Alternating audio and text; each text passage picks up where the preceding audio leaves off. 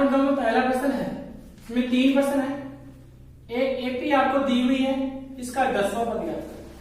ठीक है, तो सबसे पहले हम लिखते हैं एपी यानी 2 7 12 10वां पद इसका ज्ञात करना है। तो सबसे पहले यहां वह लगा हुआ है, तो यानी इसका सूत्र हमारे पास होता है यानी ए एन बराबर A plus N minus 1 into D. इस सूत्र में ए एन का मतलब होता है एनवां पद, ए का मतलब प्रथम पद, एन का मतलब पदों की संख्या और डी यानी सार्वय अंक। ये एपी में दी हुई है, इससे जो पहला मान आएगा वो हमेशा ए का मान आएगा यानी प्रथम पद आएगा, और दूसरे पद में से पहला पद घटाएंगे तो हमारे पास डी का मान आएगा। तो डी बराबर 7 माइनस 2 यानी 5 होगा। कितना हो गया? 5। और एन का मान हमारे पास कितना है? 10। कुछ नहीं करना है, बस ये मान यहां से उठाओ और सूत्र में ट्रांसफर कर दो। ए एन का मान हमारे पास नहीं है, तो ए का मान कितना है? 2 प्लस एन का मान हमारे पास 10 माइनस 1 और डी का मान कितना है? 5। सबसे पहले कोष्टक करेंगे, तो ए एन बराबर 2 प्लस 10 में से गया 9 और गुणा 5। 9 को 5 से गुणा करेंगे, 9 पंजो 45 और प्लस 2 कितने हो गए? 47। तो हमारे पास 10वां पद कितना आ गया? 47। एन का मान 10 है, ये आ गया हमारे पास 10वां पद कितना? 7। इसी प्रकार हम इस प्रश्न को भी सॉल्व कर सकते हैं। तो इसको कैसे करेंगे? यानी पहला पद है वो ए का मान आएगा। किसका मान आएगा? ए का। यानी ये तो मान है ए का, तो ए बराबर √2। अपन को चाहिए डी का मान, तो 3√2 माइनस √2। देखो बाहर यहां 1 मानेंगे और 3 में से 1 जाएगा तो कितने बचेंगे? 2, यानी 2√2 और एन बराबर कितना है? 18। वही सूत्र अपने काम में लेंगे, A plus N minus 1 into D. N का मान हमारे पास 18, ए का मान √2 प्लस एन का मान 18 माइनस 1 और डी का मान 2√2। ये √2 प्लस 18 में से 1 माइनस क्या? 17 और गुणा 2√2 17 दूनी 34 √2 प्लस 34 √2। अब ये 34 से कितने हो गए? 35, तो ये हो गया 35 √2।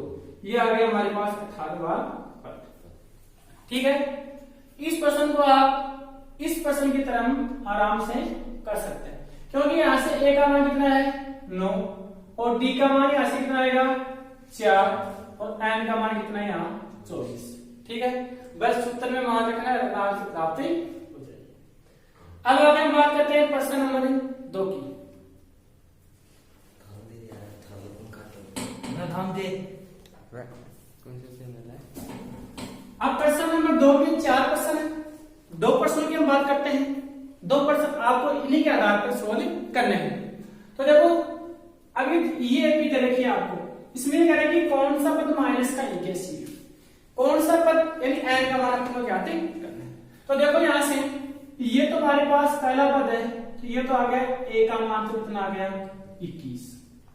दूसरे हम डी की बात करते हैं, 18 में से 21 गए तो माइनस का 3, ये तो डी का मान आ गया। अब ये पूछ रहा है कि कौन सा पद माइनस इक्यासी है, कौन सा? तो एन का मान तो आपको ज्ञात करवा रहे हैं यहां से, तो ये फिर किसका मान है? ए एन का। किसका मान है? तो ये कितना है? माइनस का 81। तो लगाओ सूत्र, यानी ए एन बराबर A plus N minus into D. A N का मान हमारे पास कितना है? माइनस का 81, ए का मान 21 और एन का मान हमारे पास नहीं है और डी का मान माइनस का।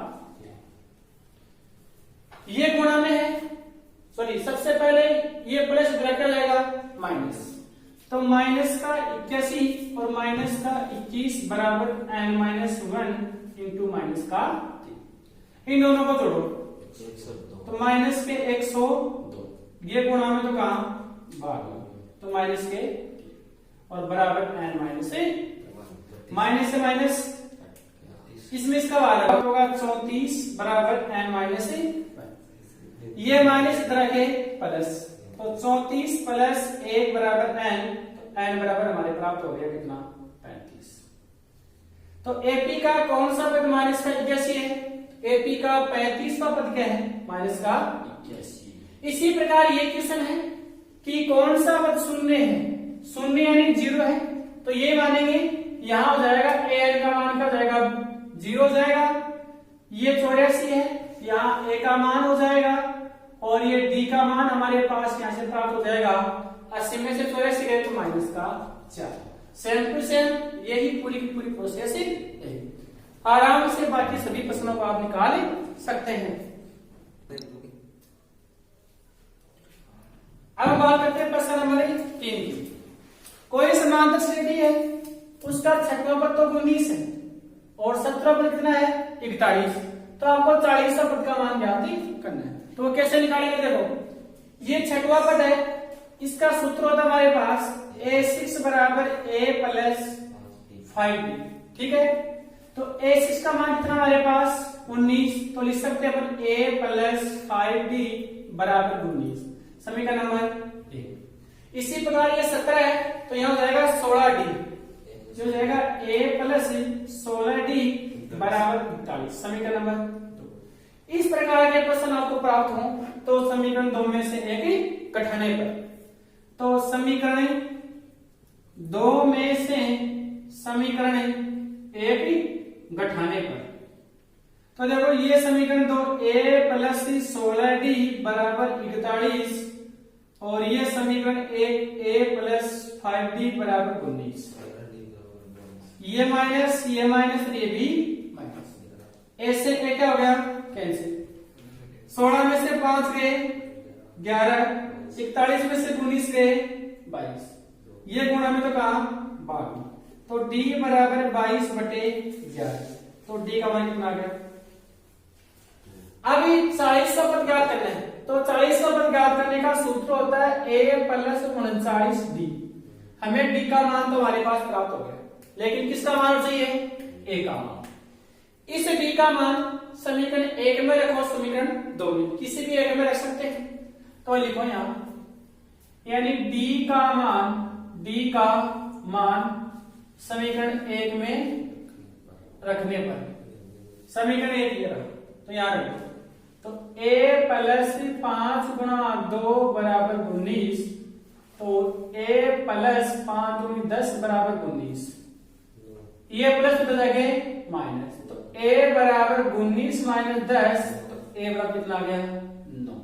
a का मान आ गया, d का मान आ गया, आराम से निकाल सकते हैं। a 40 बराबर a प्लस 39d, a का मान हमारे पास कितना है 9 और d का मान कितना है 2, तो 9 प्लस 39 को 2 से गुणा करेंगे 78, 78 में 9 जोड़ेंगे 87, तो 40 का पद कितना आ गया 87। बस ये हमारा क्या है आंसर, इतना ही करना है। इस प्रकार के कैसे प्रश्न हो आप आराम से इनको सोल्व कर सकते हो। अब हम बात करते हैं प्रश्न नंबर 4 की। इसमें तीसरा पद हमारे पास कितना है 4 है, तो सूत्र हो जाएगा हमारे पास a प्लस 2d बराबर 4, ये समीकरण नंबर 1। अगला है 9वां पद कितना है -8, तो a प्लस 8d बराबर -8, समीकरण नंबर 2। कौन सा पद शून्य? हम इसका nवां पद यानी अंतिम पद क्या मान लेते हैं शून्य मान लेते हैं। हम यहां से a और d का मान निकालेंगे, तो वही प्रोसेस करनी है कि समीकरण 2 में से समीकरण 1 घटाने पर, तो ये समीकरण 2 है a प्लस 8d बराबर -8, ये समीकरण 1 प्लस 2d बराबर 4, माइनस माइनस और माइनस, ये यहां से कट गया, 8 में से 2 गए तो 6d और 8 4 -12, ये गुणा में तो कहा 12, तो d बराबर -12/6, तो d बराबर -k, ठीक है। यहां अपन को a का मान चाहिए, तो d का मान समीकरण 1 या 2 कहीं भी रख देंगे, तो क्या लिखेंगे यानी डी का मान समीकरण 1 में रखने पर ये समीकरण 1 है, तो a प्लस 2 गुणा माइनस के 2 बराबर 4। 2 को 2 से गुणा करेंगे तो a माइनस के 4 बराबर 4। ये माइनस का इधर आगे प्लस का, तो a बराबर कितना हो गया 8, क्योंकि ये माइनस से जाके जाएगा प्लस, a का मान 8 आ गया, d का मान माइनस का 2। ये पूछ रहा कि कौन सा पद शून्य है, माना कि nवां पद शून्य है, माना n पद क्या है शून्य है, तो ये हो जाएगा an बराबर a plus n minus into D. an का मान 0, a का मान कितना है 8, n का मान हमारे पास नहीं है और d का मान माइनस का, ये प्लस इधर आके माइनस, तो ये माइनस का 8 बराबर n माइनस 1 और ये गुणा में तो कहां भाग में, माइनस से माइनस कैंसिल, तो 4 बराबर n माइनस 1, ये माइनस है इधर आके प्लस का, तो n बराबर 5। अतः AP का 5वां पद क्या है शून्य। बस सेम टू सेम यही प्रश्न पिछले वीडियो में किया था और यही अब कर रहे हैं। ये प्रश्न नंबर 5 है, समांतर श्रेणी इसकी ज्ञात करनी है हमें, यानी तीसरा पद तो 16 है और ये कह रहा है कि जो 7वां पद है वो 5वें पद से 12 अधिक है, तो ये 7वां पद है और ये 5वें पद से कितना अधिक हो गया 12 अधिक हो गया, यानी 5वें पद में 12 जोड़ देंगे तो दोनों क्या हो जाएंगे हमारे पास बराबर हो जाएंगे। तो सबसे पहले हम इसकी बात करते हैं, तो ये सूत्र हो जाएगा a प्लस 2d बराबर 16, ये समीकरण नंबर 1। इसकी हम बात करते हैं, ये a7 है, ये हो जाएगा a प्लस 6d बराबर a प्लस 4d और प्लस के बाद, देखो a से a क्या हो गया कैंसिल, ये प्लस का इधर आके माइनस का, तो 6d माइनस 4d बराबर 12, 6 में से 4 के तो कितने बच गए 2d बराबर 12, तो d बराबर कितना आ गया हमारे पास 6, 2 का 12 आता है। अब हमें समांतर श्रेणी ज्ञात करनी है, तो a का मान चाहिए, तो इस d के मान को समीकरण 1 में रख देंगे, तो d का मान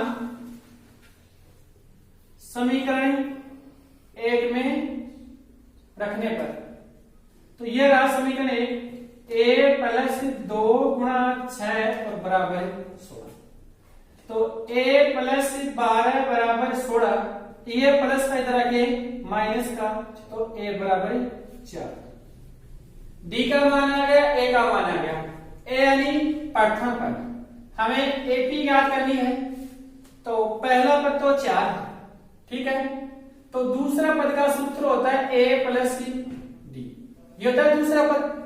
a का मान हमारे पास कितना है 4, d का मान कितना है 6, तो 6 4 10, दूसरा पद कितना आ गया 10, तो ये सारा अंतर जोड़ दो, इसमें 16 है और 22, इस प्रकार चलता जाएगा, अतः हमारी AP ये हो जाएगी।